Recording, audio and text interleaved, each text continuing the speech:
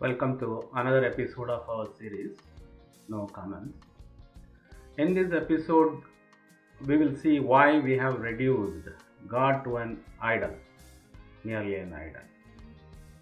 To see this, we will go through our process of knowledge and understanding. We deal through images, even with other people or objects, we deal through images. Because our normal way of understanding, though brain has enormous capacity, still it is limited to the enormity of nature, and our own use of brain is very limited, the powers of the brain.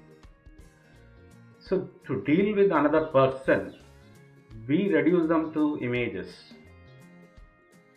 even objects. Like a person you just identify with a region, a country, or profession. Like he is an Indian, he is an American, he is a doctor, he is an engineer. So like that, we stereotype even with relations. We tell them father, mother, and we reduce them and we stereotype them to a particular behavior, so that it is easy for us to deal with and analyze and react based on those stereotypes. That is much easier than dealing with the complete personality, which is a human being. He has his own needs, wants, way of thinking, working, and dealing with you, the whole relationship. But we reduce it to a stereotype so that the response, the reaction, our reaction can be easier. Our brain's work can be easier. So that is how we deal. So same way, God or nature, you call it nature, even if you want to call it, you don't believe in God and you call it nature. The nature is enormous. The nature's way of working is enormous. Universes, multi-universes, the planets, everything. And even in our own earth, the things, what happens is enormous. The lightning, thunder, tsunami, waves, ocean, everything is enormous. Our brain cannot comprehend that. So we want to reduce it to an idol which we can deal with. So that is how we have created the idols, because the enormity baffles us, the infinity baffles us. We are falling into an abyss. So out of this fear for this enormity, we created a man-like idol out of fear as our own reflection, so that we can be at ease.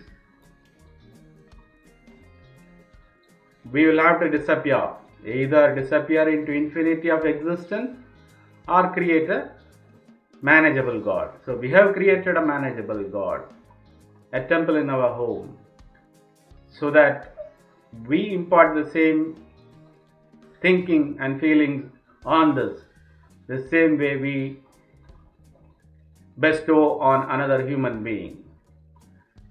We pray to him, love to him, deal with him the same way we are dealing with other human beings. That is much easier part of our world, because we cannot comprehend the nature of God. We don't want to deal with that transcendence. So that is the reason we have created temples and idols. And temples may become barriers to God. Initial stages, yeah, it's okay. When you are a kid, when you have started your journey, it is good, easier to deal with this through an idol or temple. But later on, it is better to comprehend, or it is a must to comprehend, the enormity of the nature, enormity of the God. So the temples and idols can become barriers to God, not doors to God. So this sense of insecurity of the enormity of the nature has made man to create idols so that he can create something knowable. So, what is the true God? The true God is the nature which has created you, or the force, the omnipresent, omnipotent force which has created you, not the one human beings have created. The one human beings have created is false because it is born out of your own ignorance. But the enormity of the nature is true. But to be ready for that, a great understanding, courage is needed. And people are happy with their toys. They can play around with. They can deal it the way they want. The toys are not going to react. But nature is going to react.